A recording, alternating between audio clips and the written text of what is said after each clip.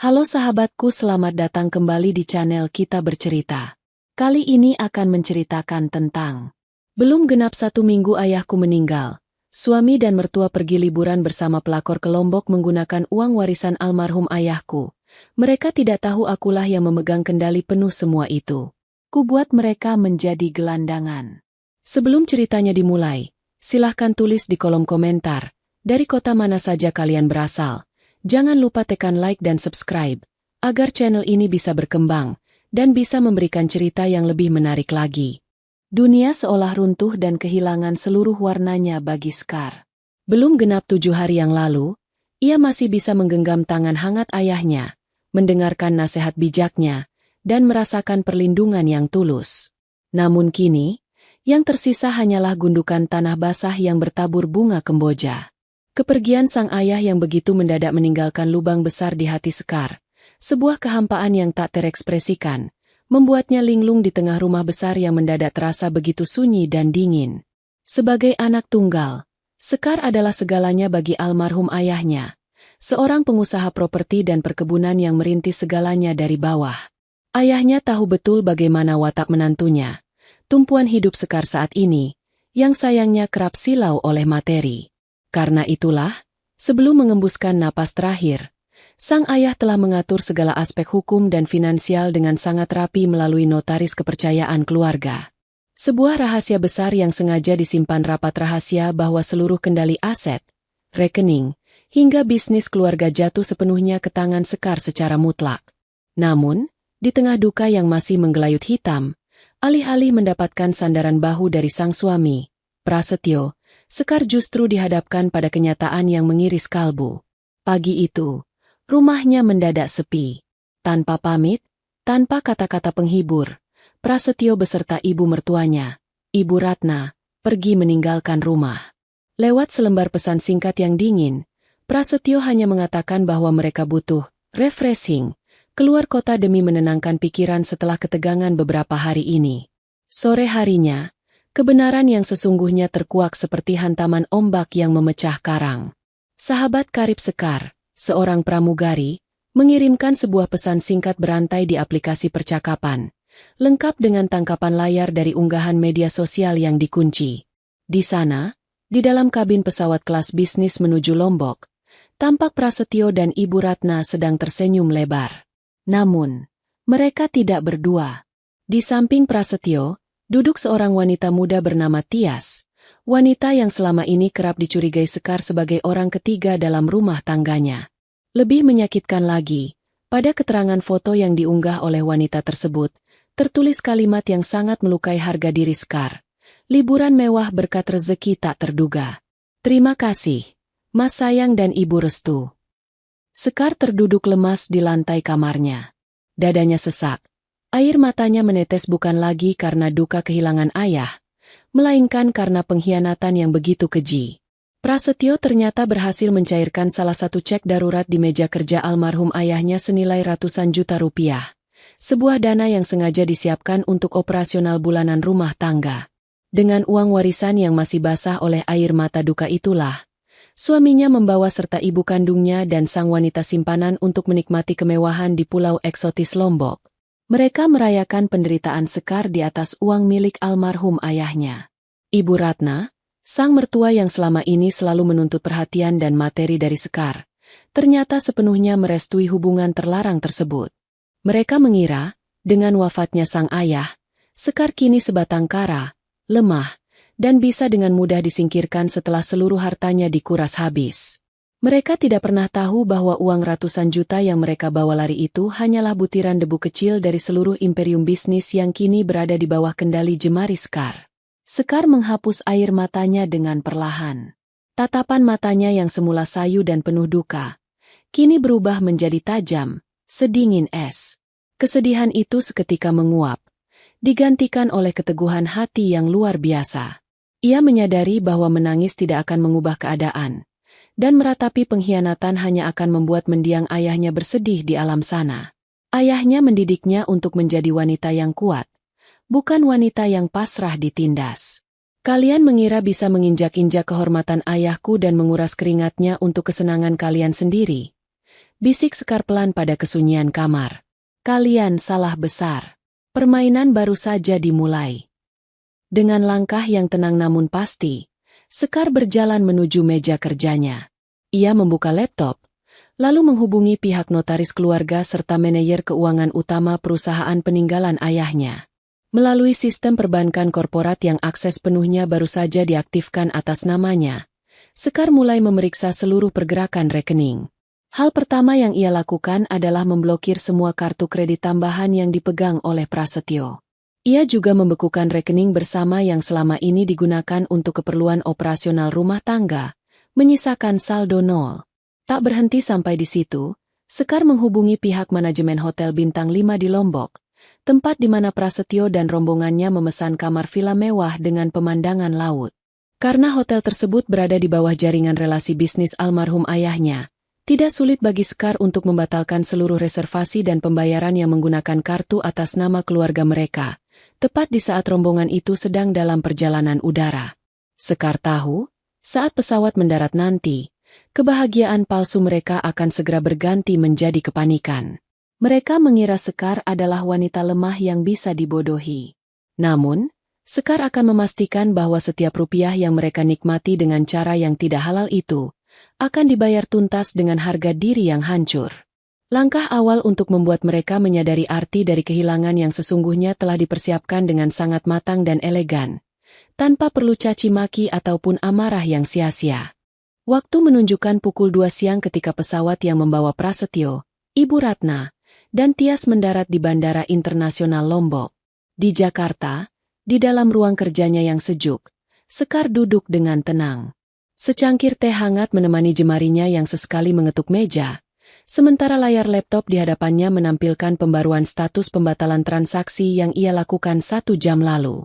Sekar tidak meluapkan amarah dengan berteriak. Ia memilih menyalurkan energinya untuk menyusun bidak-bidak catur keadilan. Di seberang pulau, rombongan yang sedang bersukacita itu melangkah keluar dari pintu kedatangan dengan tawa yang berderai. Prasetyo tampak menggandeng mesra lengan Tias, sementara Ibu Ratna berjalan di sisi lain sambil menjinjing tas belanjaan bermerek yang baru saja dibeli di bandara asal menggunakan uang hasil mencairkan cek almarhum ayah Sekar. Bagi mereka, kepergian sang ayah mertua adalah awal dari kebebasan finansial yang fiktif. Mereka mengira Sekar sedang mengurung diri di kamar, meratapi nasib tanpa tahu apa-apa. Kepanikan pertama dimulai ketika mereka tiba di konter jemputan mobil mewah yang telah dipesan sebelumnya. Seorang petugas dengan seragam rapi membungkuk hormat, namun wajahnya tampak sungkan. "Mohon maaf, Bapak Prasetyo," ujar petugas itu dengan sopan setelah memeriksa tablet di tangannya. "Kami menerima pemberitahuan dari sistem pusat bahwa reservasi kendaraan atas nama Anda telah dibatalkan oleh pihak penjamin dana, dan transaksi kartu yang Anda gunakan sebelumnya dinyatakan ditolak oleh bank." Prasetyo mengernyitkan dahi, merasa harga dirinya terusik di depan Tias. "Ditolak bagaimana? Coba periksa lagi. Uang di rekening itu sangat lebih dari cukup untuk membayar sewa mobil ini seminggu penuh," ujarnya dengan nada meninggi. "Maaf, Pak. Sistem kami otomatis membatalkan jika ada pemblokiran dari pihak pemilik otoritas rekening," tambah petugas itu lagi. "Tetap tenang." Ibu Ratna langsung mengibas-ngibaskan kipas tangannya dengan gusar. "Pras, bagaimana sih? Kamu bilang semua sudah beres. Panas sekali di sini. Ibu sudah lelah ingin segera ke villa," keluhnya manja. Tias pun mulai bergelayut di lengan Prasetyo dengan wajah cemberut. "Iya, Mas. Katanya kita mau naik mobil yang nyaman. Kok malah begini?" Prasetyo yang mulai merasa tersudut segera mengeluarkan dompetnya. Ia menarik sebuah kartu kredit berlogo platinum, kartu tambahan yang fasilitasnya diberikan oleh almarhum ayah Sekar untuk mempermudah urusan keluarga selama ini. "Pakai kartu ini saja. Gesek sekarang," perintah Prasetyo sombong. Namun, ketika kartu itu digesekkan pada mesin EDC, sebuah bunyi statis yang pendek terdengar, diikuti kelisik kertas truk yang keluar dengan tulisan tebal, "Declined Transaction Not Allowed." Wajah Prasetyo mulai memucat. Ia mencoba kartu kedua, kartu debit bersama yang biasanya berisi dana operasional rumah tangga dari Sekar. Hasilnya sama, saldo tidak mencukupi. Ia tidak tahu bahwa di Jakarta, Sekar telah memindahkan setiap sen dari rekening tersebut ke dalam rekening pribadi yang tidak bisa disentuh oleh siapapun. Di ruang kerjanya, Sekar melihat notifikasi kegagalan transaksi yang masuk ke ponselnya. Sebuah senyuman tipis, dingin, dan penuh arti terukir di bibirnya. Ini baru permulaan, Pras, gumam Sekar lirih. Ia tahu persis watak suaminya yang sangat menjaga gengsi, terutama di hadapan ibu dan wanita simpanannya. Sekar ingin melihat sejauh mana Prasetyo mampu bertahan dengan topeng kesombongannya itu. Kembali ke Lombok, dengan perasaan campur aduk dan menahan malu yang luar biasa di hadapan petugas bandara, Prasetyo terpaksa menggunakan sisa uang tunai yang ada di dompetnya untuk menyewa taksi bandara biasa. Sebuah penurunan kelas yang membuat Ibu Ratna terus menggerutu sepanjang jalan dan membuat Tias memalingkan wajah keluar jendela dengan semberut. Perjalanan menuju hotel mewah di kawasan pantai yang seharusnya penuh canda tawa berubah menjadi hening dan menegangkan. Prasetyo sibuk mencoba menghubungi nomor telepon Sekar berkali-kali. Namun, setiap kali panggilan itu tersambung, Sekar sengaja membiarkannya berdering hingga mati. Sekar memandangi layar ponselnya yang menyala menampilkan nama sang suami dengan perasaan hambar. Tidak ada lagi rasa rindu, tidak ada lagi rasa hormat. Yang ada hanyalah tekad bulat untuk menyelesaikan apa yang telah mereka mulai.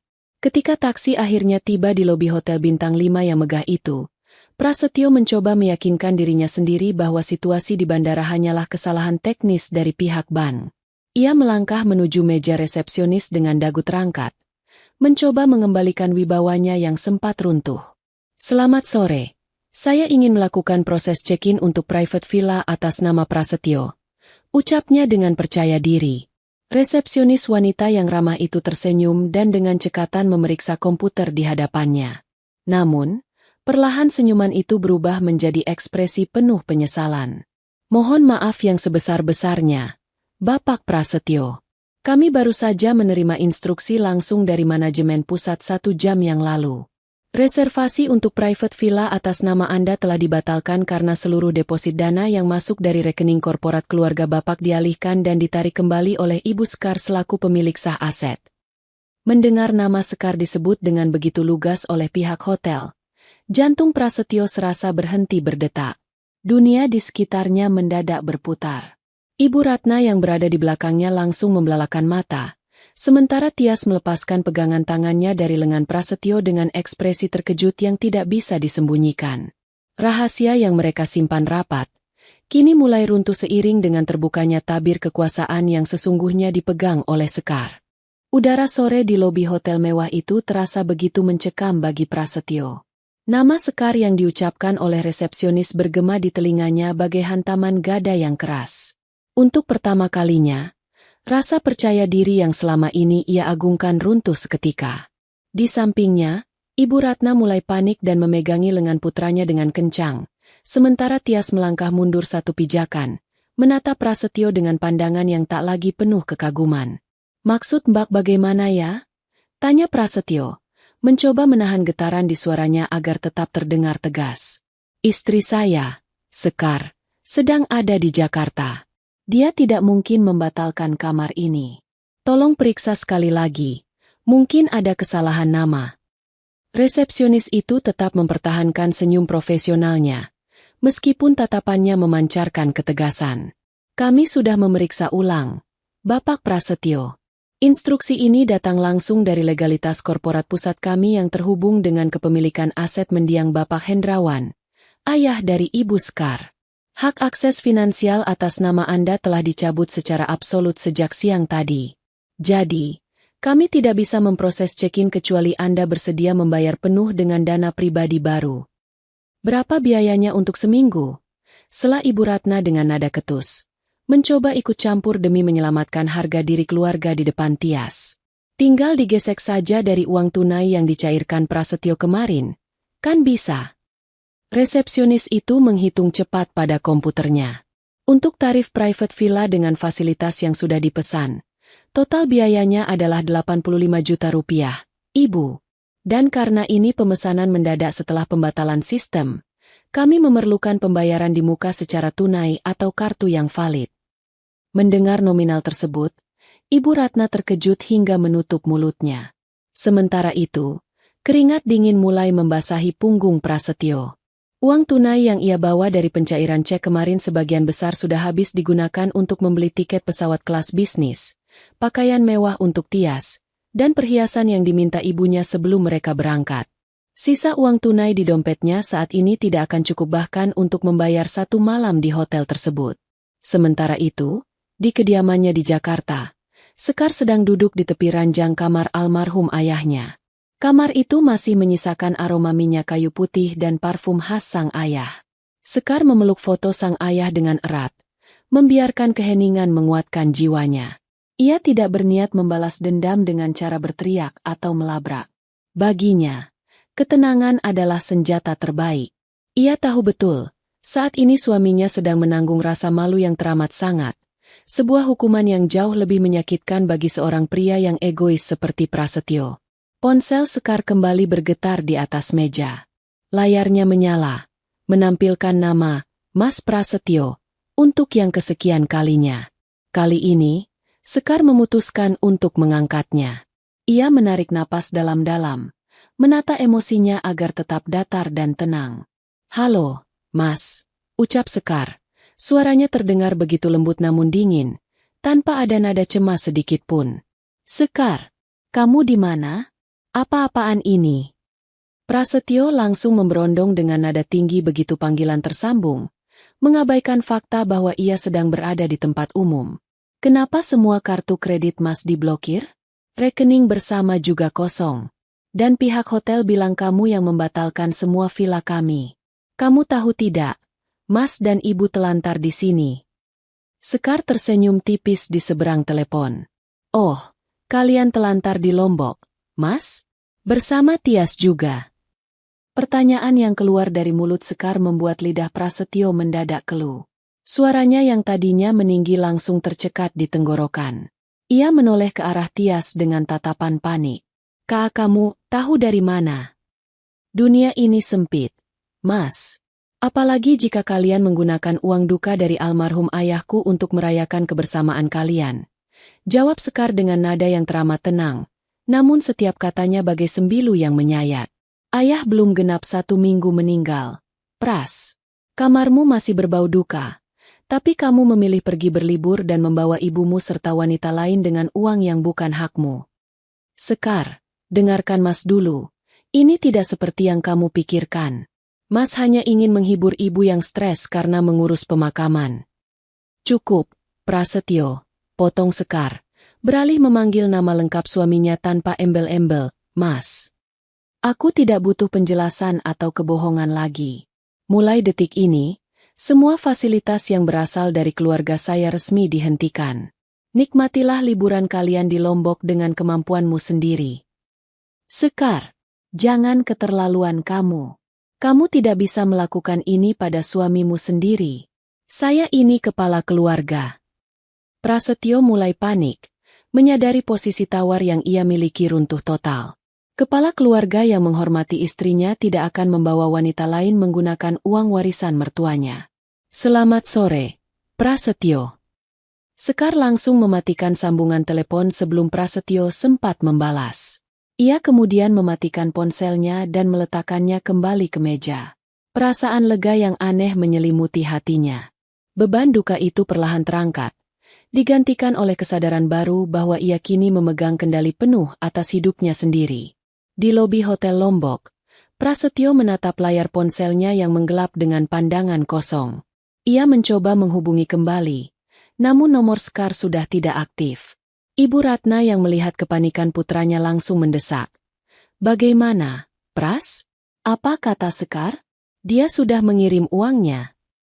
Prasetyo menggelengkan kepala perlahan. Wajahnya pucat pasi. "Sekar tahu semuanya, Bu. Dia tahu tentang Tias, dan dia sudah menutup semua akses keuangan kita." Mendengar hal itu, Tias yang sejak tadi diam langsung merenggut tas tangannya dengan kesal. "Jadi maksudnya kita tidak bisa menginap di sini? Mas, kamu bilang kamu kaya dan semua harta ayah mertuamu akan jatuh ke tanganmu. Kok sekarang malah jadi gelandangan begini di lobi hotel?" Ucap Tias dengan nada menghina, kehilangan seluruh sikap manisnya yang selama ini ditunjukkan di depan Prasetyo. Sore itu, Di bawah tatapan sinis dari para staf hotel dan tamu lainnya, rombongan yang beberapa jam lalu merasa di atas angin terpaksa melangkah keluar dari lobi mewah tersebut, menyeret koper-koper mereka tanpa tahu harus bermalam di mana. Di Jakarta, malam telah jatuh sepenuhnya. Sekar melangkah menuju ruang makan yang luas, tempat di mana biasanya ia, almarhum ayahnya, dan Prasetyo duduk bersama menikmati makan malam. Kini, keheningan terasa begitu pekat. Namun, Sekar tidak lagi merasa kesepian. Ada kekuatan baru yang mengalir di dalam nadinya, kekuatan yang diwariskan oleh sang ayah untuk mempertahankan martabat keluarga. Sambil menikmati makan malam sederhananya, Sekar membuka tablet komputer untuk meninjau laporan dari tim hukum yang telah ia tunjuk. Notaris keluarga telah mengonfirmasi bahwa seluruh dokumen pembalikan nama aset, mulai dari rumah utama yang kini ia tempati, ruko-ruko sewaan, hingga mobil yang biasa dibawa Prasetyo bekerja, telah rampung diverifikasi. Semua mutlak atas nama Sekar.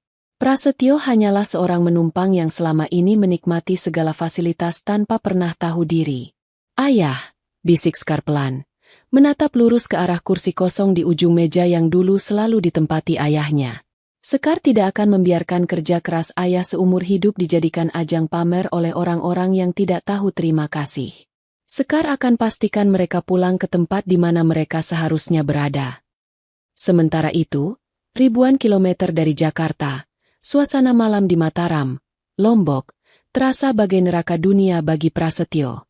Jangankan villa mewah dengan kolam renang pribadi menghadap laut, malam ini mereka terdampar di sebuah penginapan melati di pinggiran kota yang sempit dan berbau lembab. Sisa uang tunai di dompet Prasetyo hanya cukup untuk menyewa satu kamar kecil dengan kipas angin yang berdecit berisi. Ibu Ratna duduk di tepi ranjang yang keras dengan wajah ditekuk, terus-menerus mengeluhkan punggungnya yang sakit dan ruangan yang panas. "Pras, ibu tidak bisa tidur di tempat seperti ini. Ini tempat apa? Bau apek. Kamu ini bagaimana? Masa ibumu sendiri disuruh tinggal di tempat kumuh begini?" Cecar Ibu Ratna tanpa henti, menyalahkan putranya atas situasi ini. Prasetyo yang sedang pusing tujuh keliling hanya bisa menjambak rambutnya sendiri. "Bu, tolong diamlah sebentar." Prasetyo sedang berpikir. Semua kartu diblokir oleh Sekar. "Kita harus hemat sampai bisa beli tiket pulang." Tias, yang sejak sore tadi terus merengut, duduk di kursi plastik satu-satunya di sudut kamar sambil sibuk dengan ponselnya. Sikap manjanya telah menguap sepenuhnya, digantikan oleh tatapan dingin dan ketus. "Mas, aku mau pulang ke Jakarta besok. Carikan aku tiket. Aku tidak mau ya ikut-ikutan susah di sini. Kamu bilang kamu yang pegang kendali perusahaan setelah ayah mertuamu meninggal. Ternyata kamu cuma numpang hidup sama istri." Cibir Tias berapi-api. "Tias, jaga bicaramu. Aku ini sedang berusaha," bentak Prasetyo. Emosinya mulai tersulut karena harga dirinya diinjak-injak oleh wanita simpanannya sendiri. "Berusaha apa?" Mengemis sama Sekar, sahut Tias tajam, lalu memalingkan muka dengan angkuh. Malam itu berlalu penuh dengan pertengkaran, caci maki, dan penyesalan yang tak berujung di dalam kamar sempit tersebut. Tiga orang yang sebelumnya merasa paling berkuasa dan paling bahagia di atas penderitaan Sekar, kini harus saling menyalahkan satu sama lain demi menyelamatkan ego masing-masing. Keesokan paginya, Prasetyo terpaksa menjual jam tangan mewah pemberian almarhum ayah Sekar pada hari ulang tahunnya tahun lalu ke sebuah toko emas di pasar lokal dengan harga yang sangat murah, demi mendapatkan uang tunai untuk membeli 3 tiket pesawat kelas ekonomi paling murah kembali ke Jakarta. Tidak ada lagi penerbangan berkelas. Tidak ada lagi senyuman bangga. Yang ada hanyalah rasa cemas dan ketakutan akan apa yang menanti mereka di ibu kota. Di Jakarta, Sekar sudah bersiap sejak pagi. Mengenakan setelan blazer hitam yang anggun dan tegas, ia tidak pergi ke kantor, melainkan menunggu di rumah bersama 2 orang pria berbadan tegap dari perusahaan penyedia jasa keamanan, serta seorang kuasa hukum. Sekar tahu, berdasarkan jadwal penerbangan ekonomi yang berhasil dilacak oleh asistennya, Prasetyo dan ibunya akan tiba di rumah sore ini. Tepat pukul 4 sore, sebuah taksi konvensional berhenti di depan gerbang rumah besar milik keluarga Sekar. Prasetyo dan Ibu Ratna turun dengan wajah kuyu, pakaian mereka tampak kusut, dan lingkaran hitam menggelantung di bawah mata mereka akibat tidak bisa tidur semalaman. Tia sudah memisahkan diri sejak di Bandara Jakarta. Pergi begitu saja tanpa pamit setelah tahu Prasetyo tidak lagi memiliki uang. Dengan sisa-sisa keberanian dan rasa percaya diri yang dipaksakan, Prasetyo melangkah masuk ke dalam halaman rumah, diikuti oleh ibunya yang terus menggerutu. Prasetyo berniat untuk langsung memarahi Sekar dan menuntut penjelasan, berpikir bahwa sebagai suami, ia masih memiliki otoritas penuh di rumah ini. Namun, langkah kaki mereka mendadak terhenti di teras depan. Pintu utama rumah terkunci rapat, dan di sana, duduk Sekar dengan anggun di sebuah kursi rotan, ditemani oleh pengacara dan 2 petugas keamanan yang berdiri tegap di belakangnya. Tatapan mata Sekar yang lurus dan tak berkedip membuat nyali Prasetyo dan Ibu Ratna mendadak ciut sebelum sempat mengucap sepatah kata pun. Suasana di teras rumah besar itu mendadak menjadi sangat hening. Desir angin sore yang menggoyang dedaunan pohon mangga di halaman seolah menjadi satu-satunya suara yang berani memecah ketegangan. Prasetyo berdiri mematung di ujung anak tangga teras, sementara Ibu Ratna bersembunyi di balik punggung putranya, memandangi 2 pria berbadan tegap yang berjaga di sisi Sekar dengan tatapan ngeri. Sekar menyesap tehnya perlahan, meletakkan cangkir porselen itu ke atas meja kaca tanpa menimbulkan suara sedikit pun. Gerakannya begitu tenang, berbanding terbalik dengan gemuruh kepanikan yang terpancar dari wajah suami dan mertuanya. Sekar. Prasetyo akhirnya membuka suara, mencoba menetralisir rasa gentar yang mendera dadanya. Ia memaksakan sebuah senyuman hambar. Kenapa rumah dikunci? Dan siapa orang-orang ini? Mas dan Ibu baru saja pulang dari perjalanan yang sangat melelahkan. Kami butuh istirahat. Sekar mendongak, menatap Prasetyo lurus pada manik matanya. Tidak ada lagi binar cinta atau kepatuhan seorang istri yang biasanya ia tunjukkan. Kalian ingin istirahat? Bukankah liburan di Lombok belum usai? Mengapa cepat sekali kembali ke rumah ayahku? Tanya Sekar dengan nada sedatar permukaan air di dalam gelas. Ibu Ratna, yang tidak tahan dengan perlakuan dingin menantunya, memberanikan diri melangkah maju. Sekar, sombong sekali kamu ya semenjak ayahmu meninggal. Kamu sengaja mempermalukan kami di Lombok, memblokir kartu, dan sekarang mengunci pintu rumah untuk mertuamu sendiri? Mana sopan santunmu sebagai istri? Cerocosnya dengan suara yang melengking, mencoba menggunakan kartu orang tua untuk menekan Sekar. Mendengar itu, pria parubaya yang duduk di sebelah Sekar, Pak Baskoro, sang kuasa hukum, berdeham pelan lalu membuka sebuah map tebal berwarna hitam. Mohon maaf, Ibu Ratna dan Bapak Prasetyo, ujar Pak Baskoro dengan suara bariton yang tegas. Saya adalah kuasa hukum resmi dari Ibu Sekar dan mendiang Bapak Hendrawan. Mulai hari ini, saya ingin menyampaikan beberapa hal terkait status hukum kepemilikan aset yang sedang Anda pijak saat ini.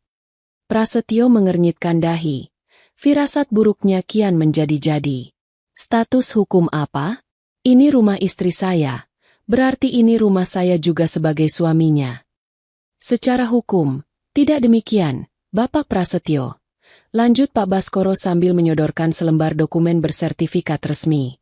Berdasarkan akta hibah dan wasiat mutlak yang telah ditandatangani oleh almarhum Bapak Hendrawan dan telah disahkan oleh notaris, seluruh aset bergerak maupun tidak bergerak, termasuk rumah tinggal ini, jatuh sepenuhnya secara mandiri kepada Ibu Sekar sebagai harta bawaan. Dalam perjanjian pranikah yang dahulu Anda tandatangani sendiri, disebutkan bahwa tidak ada percampuran harta bawaan dalam pernikahan Anda. Prasetyo mendadak teringat pada lembaran kertas yang ia tandatangani dengan terburu-buru beberapa tahun lalu, saat ia begitu bernafsu untuk segera menikahi Sekar demi status sosial. Ia mengira kertas itu hanyalah formalitas belaka, namun kini kertas itulah yang mencekik lehernya sendiri. Lalu apa hubungannya dengan mengunci pintu? Tanya Prasetyo, suaranya mulai bergetar. Sekar berdiri dari kursinya, melangkah perlahan hingga jarak mereka hanya terpisah oleh beberapa jengkal. Hubungannya adalah, mulai detik ini, kamu dan ibumu tidak lagi memiliki hak untuk melangkah masuk ke dalam rumah ini. Aku meminta kalian untuk pergi. Apa? Ibu Ratna menjerit histeris. Kamu mengusir kami? Kamu mau menelantarkan mertuamu sendiri? Pras, lihat istrimu. Dia sudah keterlaluan. Sekar, Kamu tidak bisa egois seperti ini. Prasetyo mulai emosi. Mencoba meraih pergelangan tangan Sekar namun langsung dihalau dengan sigap oleh salah satu petugas keamanan. Prasetyo terpaksa mundur selangkah dengan wajah memerah menahan malu. Aku ini suamimu, Sekar. Kamu wajib patuh padaku. Suami. Sekar tersenyum sinis. Sebuah tawa kecil yang terdengar sangat menyakitkan keluar dari bibirnya.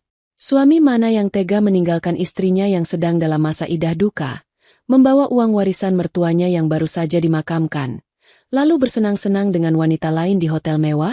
Di mana kewajibanmu saat itu, Prasetyo? Prasetyo bungkam. Lidahnya mendadak keluh. Tak mampu menyusun satu kata pun untuk membela diri karena semua bukti perselingkuhan dan pengkhianatannya telah berada di tangan Sekar. Aku sudah mendaftarkan gugatan cerai kita ke pengadilan agama siang tadi melalui Pak Baskoro. Ucap Sekar dengan mantap, tanpa keraguan sedikit pun.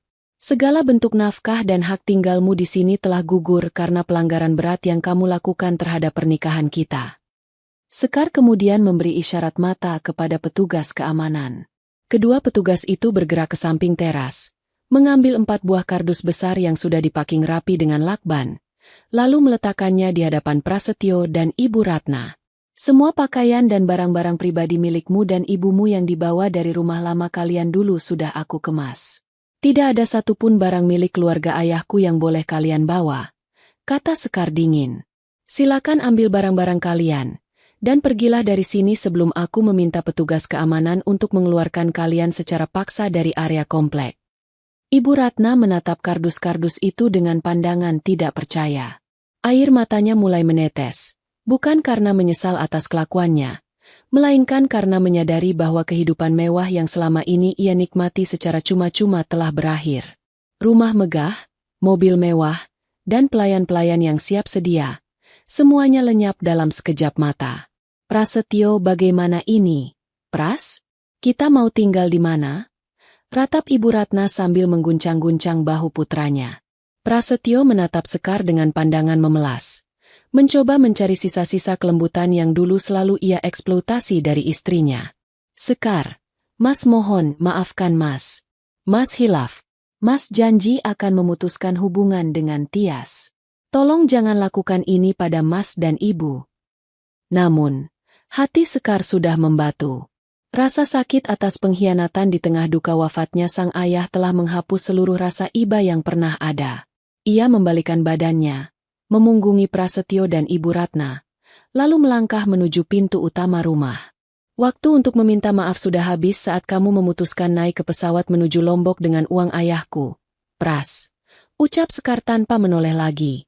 Pintu besar jati itu kemudian ditutup rapat dari dalam, menyisakan suara dentum kunci yang berputar, sekaligus menandai akhir dari masa lalu Sekar yang penuh ketertindasan dan awal dari kejatuhan Prasetyo serta ibunya. Suara klik dari kunci pintu utama yang berputar menjadi sekat pemisah yang absolut antara kehidupan Sekar dan masa lalu yang mengkhianatinya. Di dalam rumah yang sejuk dan tenang, Sekar bersandar sejenak di balik daun pintu kayu jati yang kokoh. Ia memejamkan mata, menarik napas dalam-dalam, merasakan aliran kelegaan yang perlahan membasuh sisa-sisa sesak di dadanya. Keberanian yang baru saja ia tunjukkan bukan sekadar luapan emosi, melainkan sebuah penegasan bahwa dirinya tidak lagi bisa diinjak-injak. Terima kasih, Ayah. Kekuatanmu ada bersamaku. Bisik Sekar lirih pada kesunyian koridor rumah. Sementara itu, di luar teras, dunia seolah berhenti berputar bagi Prasetyo dan Ibu Ratna. Mereka berdiri mematung menatap pintu yang tertutup rapat. 4 kardus besar berisi pakaian dan barang pribadi mereka tergeletak di lantai ubin laksana monumen kekalahan. Matahari sore yang mulai tenggelam di ufuk barat memancarkan cahaya jingga yang gerah, membakar sisa-sisa harga diri yang mati-matian coba dipertahankan oleh Prasetyo. Pras, ini tidak mungkin terjadi. Pras. Sekar pasti cuma menggertak kita. Bisik Ibu Ratna dengan suara yang bergetar hebat. Jemarinya yang mulai keriput mencengkeram ke meja kusut putranya. Ayo ketuk lagi pintunya. Pras. Ibu tidak mau tidur di jalanan. Prasetyo tidak menjawab. Tangannya yang terkepal gemetar menahan malu dan amarah yang bercampur menjadi satu. 2 petugas keamanan berbadan tegap masih berdiri di sana, mengawasi setiap gerak-gerik mereka dengan pandangan waspada, sementara Pak Baskoro, sang kuasa hukum, dengan tenang merapikan berkas-berkas di dalam map hitamnya. Bapak Prasetyo dan Ibu Ratna, tugas saya di sini sudah selesai, ujar Pak Baskoro dengan nada sopan namun syarat akan ketegasan. Ibu Sekar telah memberikan waktu yang cukup bagi Anda untuk membawa barang-barang ini. Kami sangat menyarankan agar Anda segera meninggalkan area pekarangan rumah sebelum kami terpaksa menghubungi pihak keamanan kompleks untuk melakukan penertiban. Kata penertiban menghantam telinga Prasetyo bagai tamparan keras. Kompleks perumahan elit ini dihuni oleh rekan-rekan bisnis mendiang ayah mertuanya, serta beberapa kolega kerjanya sendiri. Jika sampai ia digiring keluar oleh satpam penjaga gerbang depan, tamatlah riwayat karir dan status sosialnya yang selama ini ia banggakan. Ayo, Bu, kita pergi dari sini, desis Prasetyo dengan suara rendah penuh tekanan. Ia tidak sudi menanggung malu lebih lama lagi di bawah tatapan mata para petugas keamanan itu. Tapi barang-barang ini bagaimana, Pras? Ibu tidak kuat membawa kardus seberat ini. Keluh Ibu Ratna sambil memandangi kardus-kardus di lantai dengan nanar.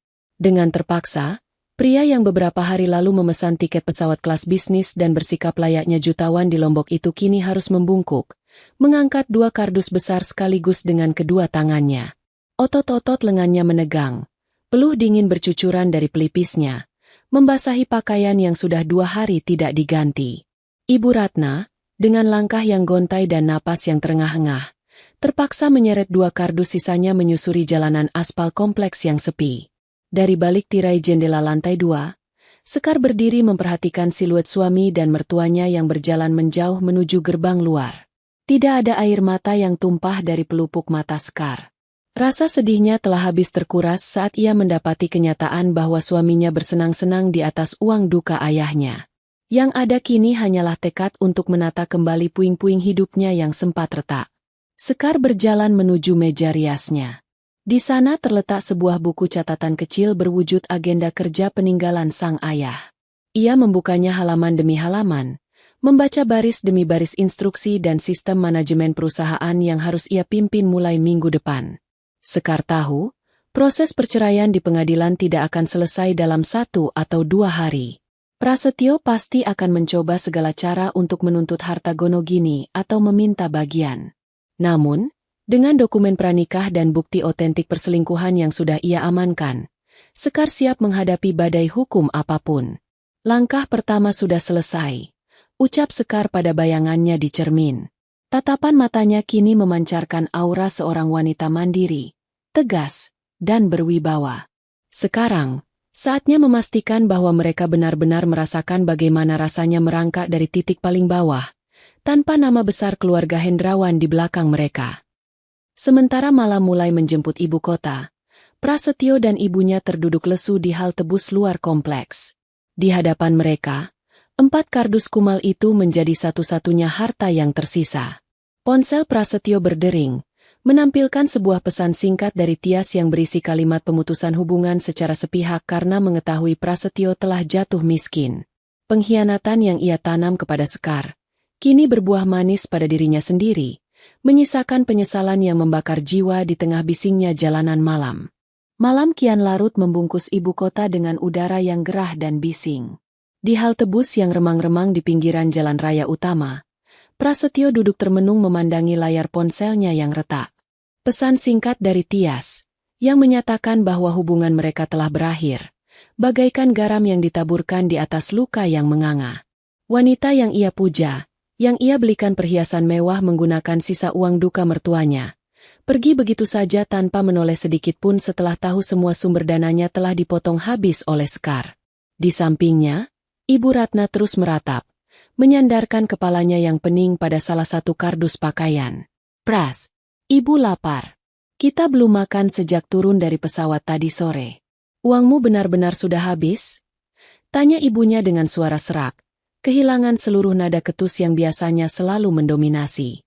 Prasetyo meraba kantong celananya, mengeluarkan beberapa lembar uang kertas yang lecek. Hanya tersisa beberapa ₹10.000, bahkan tidak cukup untuk memesan taksi daring menuju rumah kontrakan lama mereka di pinggiran kota yang sudah lama dikosongkan. Dengan berat hati, Sisa uang itu ia gunakan untuk membeli 2 bungkus nasi rames sederhana di warung pinggir jalan dan 2 botol air mineral. Mereka terpaksa makan di bangku halte yang keras, di bawah tatapan heran para pengendara yang berlalu lalang. Setiap suapan terasa begitu hambar dan menyesakan bagi Prasetyo. Sebuah kontras yang sangat tajam dari makan malam mewah di pinggir pantai Lombok yang mereka nikmati 2 hari lalu. Sementara itu, di dalam ketenangan rumahnya, Sekar tidak membiarkan malamnya berlalu dengan sia-sia. Setelah menyelesaikan makan malamnya yang tenang, ia kembali ke ruang kerja. Ruangan itu kini sepenuhnya menjadi wilayah kekuasaannya. Di atas meja jati yang besar, selain dokumen-dokumen perusahaan peninggalan ayahnya, kini bertambah 1 map merah yang berisi draft gugatan cerai resmi serta berkas laporan penipuan finansial. Sekar memanggil asisten pribadinya, mendelegasikan tugas untuk melacak seluruh pergerakan aset yang pernah bersentuhan dengan Prasetyo selama bekerja di salah satu anak perusahaan milik almarhum ayahnya. Sekar bukan wanita yang gegabah. Ia tahu bahwa mengusir Prasetyo dari rumah hanyalah potong kompas untuk menyelamatkan ketenangannya. Namun, untuk memberikan pelajaran yang sesungguhnya tentang arti tanggung jawab dan harga diri, ia harus menyelesaikan semuanya melalui jalur hukum yang bersih dan tak terbantahkan.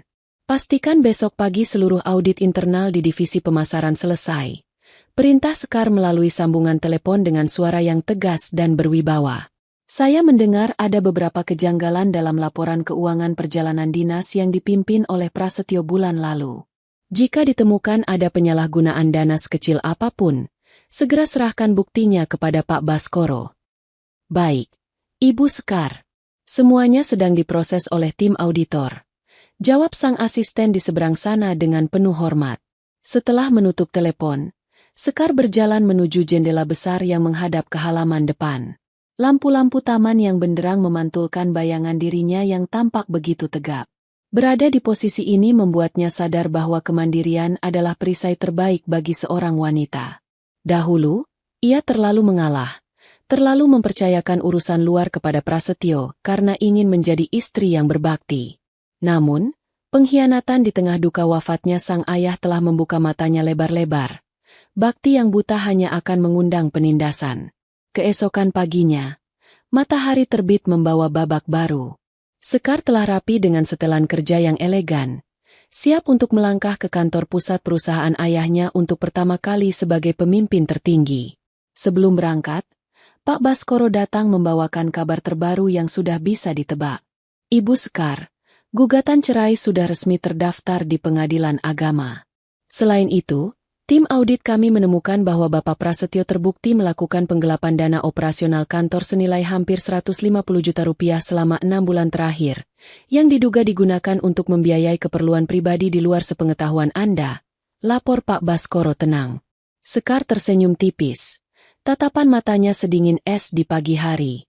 Simpan bukti itu dengan baik, Pak Baskoro. Kita akan menggunakannya saat dia mencoba meminta hak gonogini di persidangan nanti.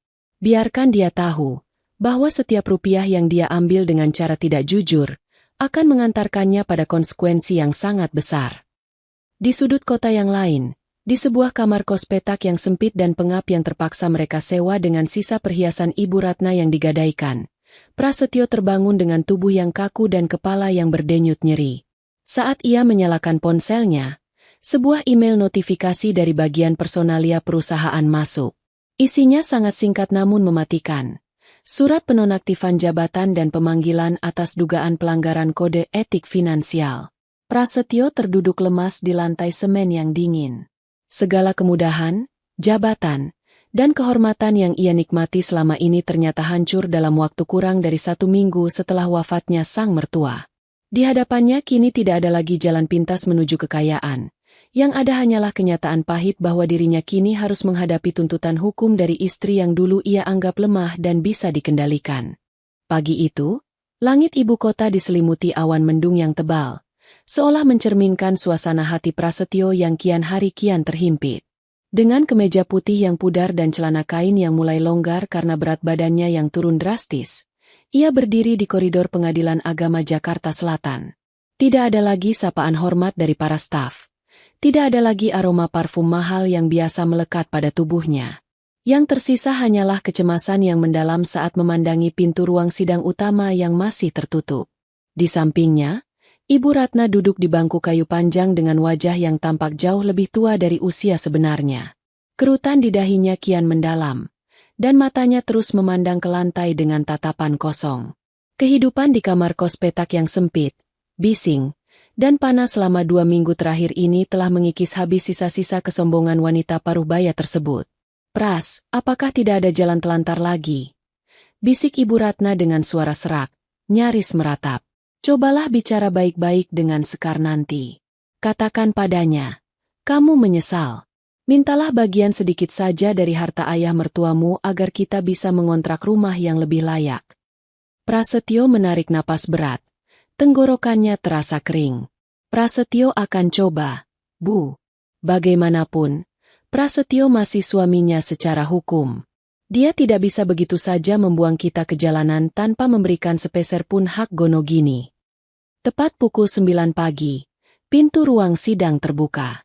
Dari ujung koridor, langkah kaki yang mantap dan berirama terdengar mendekat. Prasetyo menoleh, dan jantungnya seketika berdegup kencang. Sekar berjalan dengan sangat anggun, mengenakan setelan celana dan blazer berwarna biru dongker yang dipadukan dengan kemeja sutra putih.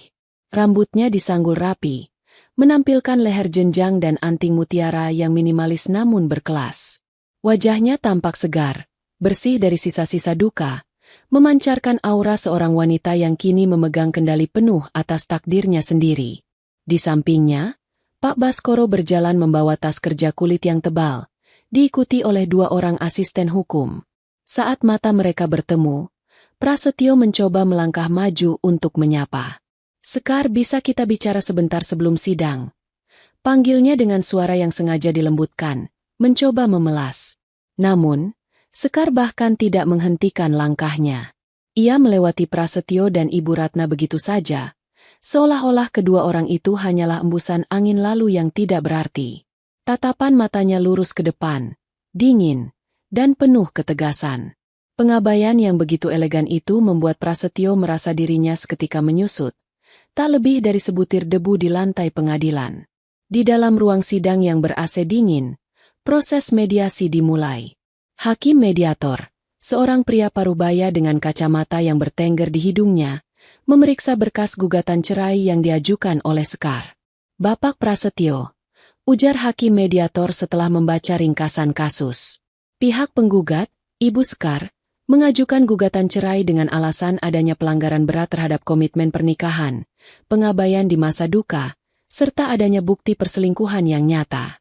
"Apakah Anda keberatan dengan gugatan ini?" Prasetyo berdeham, mencoba mengumpulkan sisa-sisa keberaniannya. "Yang mulia, saya mengakui ada khilafan dalam tindakan saya kemarin. Namun, saya memohon agar pernikahan ini bisa dipertahankan. Dan jika memang harus berpisah, saya menuntut hak saya atas harta Gonogini, berupa sebagian aset dari perusahaan dan rumah tinggal, karena selama ini saya juga ikut mengelola bisnis keluarga." Mendengar tuntutan tersebut, Pak Baskoro tersenyum tipis lalu melirik Sekar, yang hanya membalas dengan anggukan pelan. Pak Baskoro kemudian berdiri dan menyerahkan sebuah berkas tambahan kepada hakim. "Yang mulia, kami ingin menunjukkan 2 dokumen krusial," tegas Pak Baskoro. "Pertama adalah perjanjian pranikah yang dengan jelas menyatakan pemisahan harta secara absolut. Kedua, ini adalah laporan resmi hasil audit internal korporasi dari perusahaan peninggalan almarhum Bapak Hendrawan. Berkas ini membuktikan bahwa Bapak Prasetyo tidak hanya tidak berkontribusi, melainkan telah melakukan penggelapan dana operasional perusahaan senilai 150 juta rupiah, yang sebagian besarnya digunakan untuk membiayai perjalanan liburan bersama pihak ketiga ke Lombok." Hakim mediator membaca berkas tersebut dengan saksama, sementara wajah Prasetyo mendadak berubah menjadi abu-abu. Keringat dingin mulai bercucuran membasahi kemejanya. "Selain itu," sambung Pak Baskoro, suaranya menggema di ruang sidang yang sunyi, "Ibu Sekar telah memutuskan untuk tidak melanjutkan kasus penggelapan dana ini ke jalur pidana dengan satu syarat mutlak. Bapak Prasetyo menandatangani surat penyerahan hak secara sukarela, pergi dari kehidupan Ibu Sekar tanpa menuntut sepeser pun, dan menyelesaikan seluruh utang perusahaan secara pribadi. Jika menolak, Hari ini juga kami akan langsung menyerahkan berkas ini ke pihak kepolisian. Mendengar kata kepolisian, Ibu Ratna yang duduk di kursi penonton langsung terpekik kecil dan hampir pingsan. Prasetyo memandangi Sekar dengan tatapan tidak percaya, berharap ada sedikit rasa iba di mata wanita yang dulu begitu menyayanginya. Namun, di seberang meja, Sekar hanya duduk diam dengan punggung tegak, memandangnya dengan tatapan kosong yang syarat akan kemenangan mutlak. Topeng kesombongan Prasetyo kini benar-benar telah luruh, menyisakan kenyataan bahwa ia berada di ambang kehancuran total. Keheningan di dalam ruang sidang mediasi terasa begitu mencekat, seolah waktu berhenti berputar hanya untuk menyaksikan kejatuhan seorang Prasetyo. Pilihan yang disodorkan oleh Pak Baskoro di hadapan hakim mediator tidak memberikan ruang sedikit pun bagi Prasetyo untuk berkelit. Masuk ke dalam sel tahanan atas kasus penggelapan dana, atau menandatangani surat penyerahan hak Gonogini dan keluar dari kehidupan Sekar selamanya sebagai seorang pria yang tidak memiliki apa-apa lagi. Prasetyo memandangi pulpen hitam yang terletak di atas meja kayu di hadapannya. Tangannya gemetar hebat saat meraih pulpen tersebut. Ia menoleh sekali lagi ke arah Sekar, mencari barangkali ada secercah keraguan atau belas kasih di mata wanita yang pernah menjadi pelindung finansialnya selama bertahun-tahun. Namun, wajah Sekar tetap tenang, sehalus porselen, tanpa ada riak emosi sedikit pun. Bagi Sekar, Prasetyo hanyalah masa lalu kelam yang harus segera dibersihkan dari lembaran hidupnya yang baru.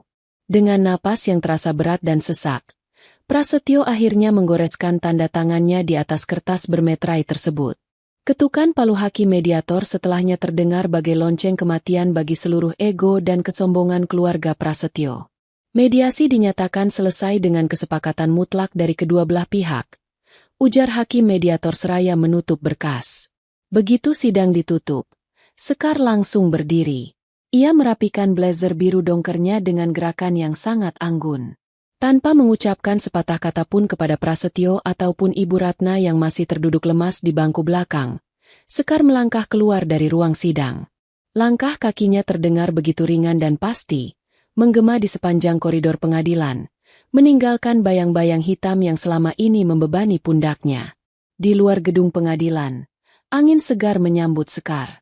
Langit mendung yang tadinya menggelayut kini perlahan tersibak, membiarkan seberkas cahaya matahari pagi menyinari wajahnya. Pak Baskoro berjalan di sampingnya dengan senyuman puas. Semua berjalan sesuai rencana, Ibu Sekar. Dokumen perceraian akan segera diproses secara cepat oleh pengadilan berdasarkan kesepakatan tadi. Anda sekarang sepenuhnya bebas dan bersih secara hukum, kata Pak Baskoro penuh hormat. Terima kasih banyak, Pak Baskoro. Tanpa bantuan Anda dan tim hukum Ayah, mungkin prosesnya tidak akan sebersih dan secepat ini, jawab Sekar dengan nada tulus. Sebuah senyuman hangat akhirnya terukir di bibirnya, senyuman pertama yang benar-benar lepas sejak kepergian almarhum ayahnya.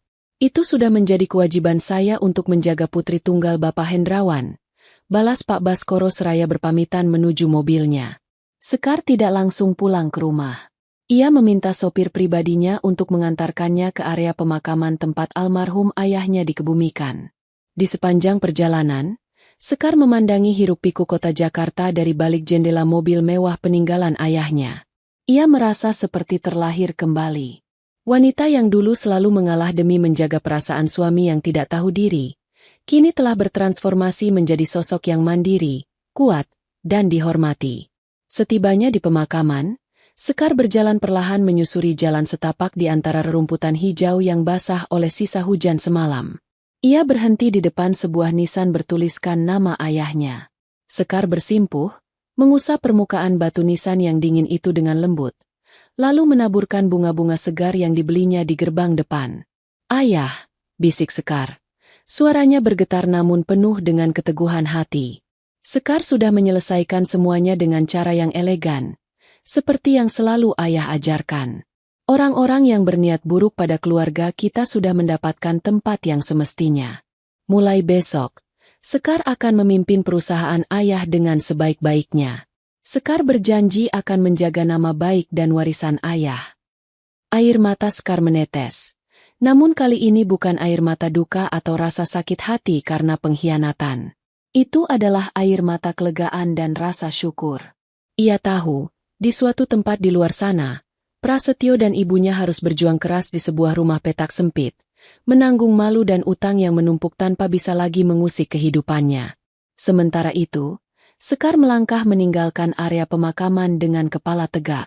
Di hadapannya kini terbentang masa depan yang cerah, sebuah imperium bisnis yang siap ia kelola dengan jemarinya sendiri, dan sebuah kehidupan baru yang sepenuhnya berada di bawah kendalinya secara mutlak. Pagi itu, gedung menara perkantoran berlantai 20 di kawasan pusat bisnis Jakarta tampak beraktivitas seperti biasa. Namun, di lantai paling atas, atmosfer terasa sedikit berbeda. Hari ini adalah hari pertama Sekar secara resmi menginjakan kakinya di kantor pusat sebagai direktur utama yang baru, menggantikan posisi mendiang ayahnya yang telah tiada. Sekar turun dari mobil sedan hitamnya dengan keanggunan yang mutlak. Ia mengenakan setelan celana kain berpotongan tegas dan kemeja sutra berwarna putih gading, dipadukan dengan sepatu hak tinggi yang senada. Rambutnya yang hitam legam dibiarkan tergerai rapi, membingkai wajahnya yang kini tampak segar dan penuh rasa percaya diri. Tidak ada lagi sisa-sisa tatapan sayu penuh duka yang membayanginya beberapa minggu lalu. Begitu ia melangkah melewati pintu kaca lobi utama korporasi, puluhan karyawan yang berbaris rapi di sepanjang selasar langsung membungkuk hormat. "Selamat pagi, Ibu Sekar." Sapa mereka serentak dengan nada penuh kekaguman dan rasa segan.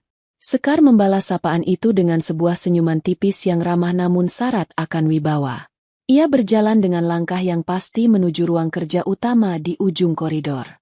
Ruangan itu begitu luas, dengan jendela kaca besar yang menyuguhkan pemandangan cakrawala kota Jakarta yang megah. Di atas meja jati besar yang dulunya milik sang ayah, kini tertera papan nama kuningan baru yang bersih berkilat, Sekar Hendrawan, Direktur Utama. Sekar duduk di kursi kerja berbahan kulit tersebut. Jemarinya mengusap permukaan meja dengan lembut. "Perjalanan baru benar-benar dimulai hari ini, Ayah," gumamnya lirih dalam hati. Asisten pribadinya, sebut saja Maya, masuk dengan ketukan pintu yang sopan sambil membawa sebuah komputer tablet dan beberapa berkas penting. "Selamat pagi, Ibu Sekar. Ini adalah agenda kerja Anda untuk hari ini, termasuk jadwal pertemuan dengan para kepala divisi pada jam 10 nanti untuk memaparkan rencana strategis kuartal kedua." "Terima kasih, Maya," jawab Sekar dengan suara yang tenang. "Bagaimana dengan sisa berkas administrasi pasca sidang kemarin? Apakah semuanya sudah selesai diproses oleh tim legal?" Maya mengangguk dengan senyum profesional. "Sudah sepenuhnya rampung, Ibu.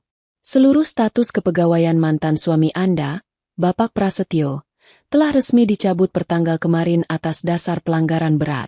Semua fasilitas kantor, mulai dari mobil dinas hingga akses kartu kredit perusahaan yang dipegangnya, sudah berhasil ditarik kembali secara total tanpa ada kendala." "Bagus," ucap Sekar pendek. Matanya beralih menatap layar tablet yang menyajikan grafik pertumbuhan perusahaan. Mendengar nama Prasetyo disebutkan kembali sama sekali tidak lagi membuat dada Sekar terasa sesak. Nama itu kini tak lebih dari sekadar deretan huruf di atas kertas usang yang sudah selesai dibaca dan dibuang ke tempat sampah. Di sudut kota yang lain, Sekar tahu mantan suaminya itu mungkin sedang kebingungan mencari pekerjaan baru dengan reputasi yang sudah hancur, atau mungkin sedang mengeluhkan sempitnya ruang kos petak bersama ibunya. Namun, itu bukan lagi urusannya. Keadilan telah bekerja dengan caranya yang paling rapi dan elegan. Tepat pukul 10, Sekar melangkah masuk ke dalam ruang rapat utama tempat para petinggi divisi dan pemegang saham minoritas sudah berkumpul. Ruangan yang tadinya dipenuhi bisik-bisik kecil mendadak senyap begitu Sekar mengambil posisi di ujung meja oval. Beberapa manajer senior yang dulu sempat meremehkan kemampuan Sekar, mengira bahwa putri tunggal Pak Hendrawan ini hanyalah wanita rumahan yang lemah, kini tampak memperbaiki posisi duduk mereka dengan cemas. Mereka bisa merasakan aura kepemimpinan yang kuat terpancar dari cara Sekar memandang seisi ruangan. "Selamat pagi, semuanya." Sekar membuka pertemuan. Suaranya terdengar jernih dan bergaung dengan penuh otoritas di dalam ruangan. "Terima kasih atas dedikasi Anda semua selama masa transisi ini. Saya tahu, kepergian almarhum ayah saya membawa kekhawatiran tersendiri bagi kelangsungan korporasi. Namun, hari ini saya berdiri di sini untuk memastikan bahwa arah kompas perusahaan kita tidak akan berubah sedikit pun. Bahkan, kita akan bergerak lebih cepat." Dengan cekatan, Sekar mulai memaparkan visi dan misi barunya, mengoreksi beberapa laporan keuangan yang sempat tertunda, dan memberikan instruksi-instruksi taktis yang sangat tajam. Gaya bicaranya yang lugas, cerdas, dan penuh perhitungan membuat seluruh hadirin di ruang rapat itu terpukau. Mereka menyadari satu hal, Sekar bukan sekadar ahli waris yang beruntung, melainkan seorang nahoda baru yang memiliki ketegasan dan kecerdasan yang sama, atau bahkan lebih tinggi, dari mendiang ayahnya. Pertemuan 2 jam itu berakhir dengan tepuk tangan riuh yang tulus dari para peserta rapat. Sekar kembali ke ruang kerjanya saat matahari siang mulai terik. Ia berdiri di dekat jendela kaca besar, memandangi kesibukan kota di bawah sana dengan perasaan damai yang seutuhnya. Ia telah berhasil membuktikan bahwa seorang wanita tidak perlu membalas kehancuran dengan kehancuran yang serupa. Cukup dengan mengambil kendali penuh atas dirinya sendiri, melangkah maju dengan kepala tegak, dan membiarkan kesuksesan menjadi jawaban paling sunyi sekaligus paling mematikan bagi mereka yang pernah meremehkannya. Sekar kini benar-benar telah merdeka. 3 bulan telah berlalu sejak ketukan palu hakim meresmikan kebebasan Sekar. Di bawah kepemimpinannya yang tegas namun penuh perhitungan, perusahaan properti peninggalan almarhum ayahnya tidak sekadar bertahan, melainkan mengalami ekspansi yang signifikan. Sekar berhasil mengamankan 2 proyek pembangunan kawasan komersial hijau di pinggiran Jakarta, sebuah konsep yang sempat diragukan oleh beberapa jajaran direksi lama, namun kini terbukti mendatangkan investor-investor baru yang besar. Sore itu, Sekar sedang meninjau cetak biru proyek terbaru di meja kerjanya yang luas. Sinar matahari senja yang hangat menembus dinding kaca ruangannya, memberikan sentuhan warna keemasan pada ruangan yang elegan tersebut. Di tengah kesibukannya yang padat, Sekar selalu meluangkan waktu untuk memeriksa setiap detail laporan secara mandiri. Ia tidak ingin kelengahan sekecil apapun terulang kembali dalam hidupnya. Pintu ruang kerjanya diketuk dengan sopan. Maya masuk dengan ekspresi wajah yang tampak sedikit ragu, tidak seperti biasanya. "Maaf mengganggu fokus Anda, Ibu Sekar," ujar Maya sambil memegang sebuah map kecil di dadanya. Sekar mendongak, meletakkan pulpennya di atas meja. "Ada apa, Maya? Apakah ada kendala dengan laporan keuangan dari divisi lapangan?" "Bukan, Ibu. Ini perihal tamu di lantai bawah," jawab Maya dengan suara yang agak merendah. "Petugas keamanan di lobi depan melaporkan bahwa ada seorang pria yang memaksa ingin bertemu dengan Anda. Dia tidak memiliki janji temu, dan penampilannya agak kurang rapi. Petugas sudah mencoba memintanya pergi, namun dia bersikeras dan terus menyebut nama Anda." Sekar mengernyitkan dahi sejenak, namun dalam hitungan detik, ia langsung bisa menebak siapa orang yang dimaksud oleh asistennya tersebut. Sebuah riak kecil sempat muncul di benaknya, namun dengan cepat ia redam kembali menjadi ketenangan yang sedingin es. "Prasetyo?" tanya Sekar dengan nada datar, tanpa ada getaran kemarahan atau keterkejutan sama sekali. Maya mengangguk pelan. "Benar, Ibu. Mantan suami Anda." Menurut petugas, dia terlihat sangat kusut dan terus memohon agar diberikan waktu 5 menit saja untuk berbicara dengan Anda. "Bagaimana instruksi Anda, Ibu? Apakah perlu kami meminta pihak kepolisian untuk membawanya pergi?" Sekar menyandarkan punggungnya pada kursi kulitnya yang nyaman. Ia terdiam sejenak, memandangi ujung jemarinya yang terawat rapi. Menghadapi Prasetyo saat ini bagaikan melihat bayangan dari masa lalu yang sudah lama mati. Sekar tahu, semenjak keluar dari pengadilan tanpa membawa sepeser pun uang gonogini dan menyandang status bersalah atas penggelapan dana kantor, nama Prasetyo telah masuk dalam daftar hitam di dunia profesional properti. Tidak akan ada perusahaan yang mau menerima seorang pekerja dengan rekam jejak pengkhianatan finansial seperti dirinya. "Tidak perlu sampai memanggil polisi, Maya," ujar Sekar akhirnya. Suaranya terdengar begitu tenang namun syarat akan ketegasan. "Biarkan dia naik ke lantai ini. Tapi jangan bawa dia ke ruang kerja saya. Temui dia di ruang tamu kaca dekat meja resepsionis lantai atas. Dan pastikan 2 petugas keamanan berjaga di luar ruangan." "Baik, Ibu. Segera saya koordinasikan," jawab Maya yang langsung berbalik untuk melaksanakan perintah. Sekar berdiri dari kursinya, berjalan perlahan menuju cermin besar yang tergantung di sudut ruangan. Ia merapikan blazernya, memastikan penampilannya tetap sempurna dan tidak menunjukkan kelemahan sedikit pun. Pertemuan ini bukan karena ia masih peduli, melainkan karena Sekar ingin menutup rapat-rapat pintu masa lalu tersebut agar tidak pernah ada lagi celah bagi Prasetyo untuk mencoba mengusik kehidupannya yang baru. Ketika Sekar melangkah keluar dari ruang kerjanya dan menuju ruang tamu kaca, ia bisa melihat siluet seorang pria yang duduk gelisah di atas sofa komunal. Dari balik dinding kaca, penampilan Prasetyo memang telah berubah drastis. Kemeja bergaris yang dikenakannya tampak kusam dan tidak disetrika dengan rapi. Sepatu kulitnya yang dulu selalu mengkilap kini tampak berdebu di bagian ujungnya, dan gurat-gurat keputusasaan tercetak jelas di wajahnya yang kuyu. Begitu pintu kaca digeser, Prasetyo langsung berdiri dengan tergesa-gesa. Matanya berbinar penuh harap saat melihat sosok Sekar yang berdiri anggun di hadapannya.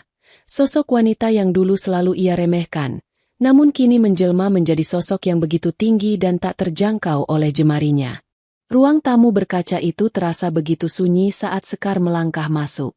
Ia mengambil posisi duduk di kursi tunggal yang berseberangan dengan Prasetyo, membatasi jarak di antara mereka dengan meja marmer yang dingin. Sekar melipat tangannya di atas pangkuan, menatap mantan suaminya dengan pandangan yang jernih, tanpa kebencian, namun juga tanpa kehangatan. Sekar.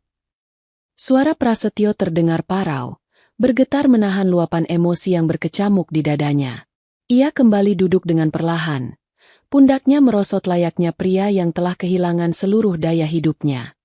Terima kasih karena kamu masih mau menemui Mas. Waktu saya tidak banyak, Prasetyo. Langsung saja pada tujuanmu datang ke sini, jawab Sekar. Suaranya terdengar stabil dan tenang, bergema lembut di ruangan kedap suara itu. Prasetyo menundukkan kepala, memandangi jemarinya yang saling bertautan erat. Mas hanya ingin meminta maaf secara langsung. Sekar, selama 3 bulan ini, hidup Mas bagai berjalan di atas duri. Mas tidak bisa mendapatkan pekerjaan dimanapun. Ibu juga sakit-sakitan karena tidak terbiasa dengan lingkungan tempat tinggal kami yang sekarang. Tias, dia sudah pergi entah kemana setelah tahu Mas tidak punya apa-apa. Prasetyo menarik napas dalam yang terasa sesak. Setetes air mata penyesalan akhirnya jatuh membasahi pipinya yang kuyu. Mas baru sadar, Sekar. Semua kemewahan, kehormatan, dan kenyamanan yang Mas nikmati dulu, itu semua bukan karena kehebatan Mas. Itu semua karena kebaikanmu dan almarhum ayah. Mas begitu buta dan serakah sampai tega melukaimu di saat kamu sedang berduka paling dalam. Mas benar-benar menyesal. Sekar mendengarkan setiap patah kata yang keluar dari mulut pria di hadapannya. Untuk sesaat, memori tentang masa-masa awal pernikahan mereka, saat Prasetyo masih menjadi sosok yang tampak bersahaja, melintas di benaknya. Namun, Sekar segera tersadar bahwa jalan yang mereka pilih kini telah berbeda jauh. Rasa sakit itu sudah lama menguap, berganti menjadi sebuah kedewasaan jiwa yang kokoh. Sekar mengembuskan napas perlahan. Sorot matanya melunak, bukan karena ia ingin kembali, melainkan karena ia telah sepenuhnya berdamai dengan takdir. Prasetyo, ucap Sekar lembut, membuat Prasetyo mendongak dengan tatapan penuh harap. Aku sudah memaafkanmu. Jauh sebelum sidang mediasi hari itu selesai, aku sudah melepaskan semua rasa benci dan amarah di hatiku. Karena aku tahu, menyimpan dendam hanya akan mengotori nama baik almarhum ayahku dan menghambat langkahku untuk maju. Prasetyo mengusap air matanya. Suaranya tercekat. Kalau begitu, apakah ada kesempatan kedua untuk Mas, Sekar? Mas janji akan memperbaiki semuanya dari awal. Sekar tersenyum tipis. Sebuah senyuman yang sangat tulus namun syarat akan ketegasan yang tak bisa diganggu-gugat. Ia menggelengkan kepalanya perlahan. Memaafkan bukan berarti melupakan. Dan memaafkan juga tidak berarti kita bisa kembali berjalan di jalur yang sama, kata Sekar dengan bijak. Kesempatan keduamu bukan bersamaku, Prasetyo.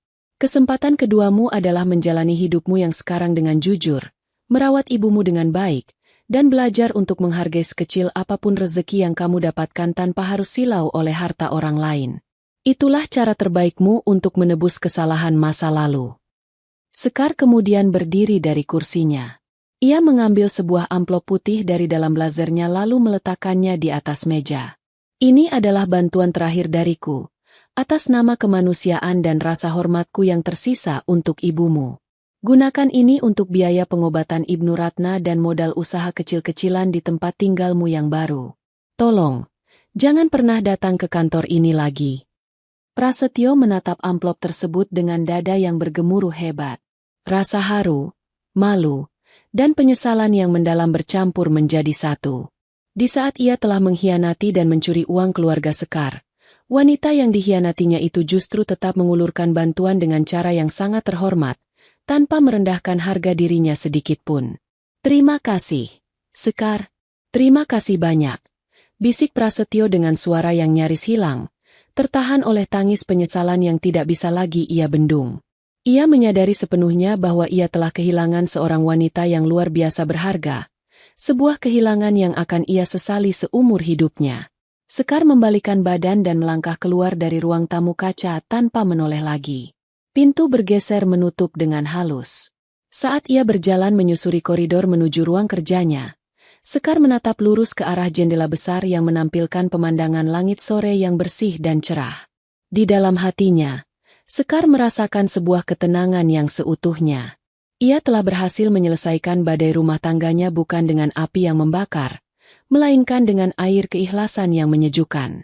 Ia telah menjaga warisan ayahnya, mempertahankan kehormatan dirinya, dan kini, dengan langkah yang ringan, Sekar siap menyongsong hari esok sebagai nahoda tunggal atas takdir hidupnya sendiri yang penuh dengan keberkahan.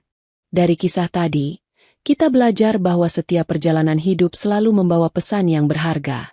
Semoga ada hikmah yang bisa kita petik bersama hari ini.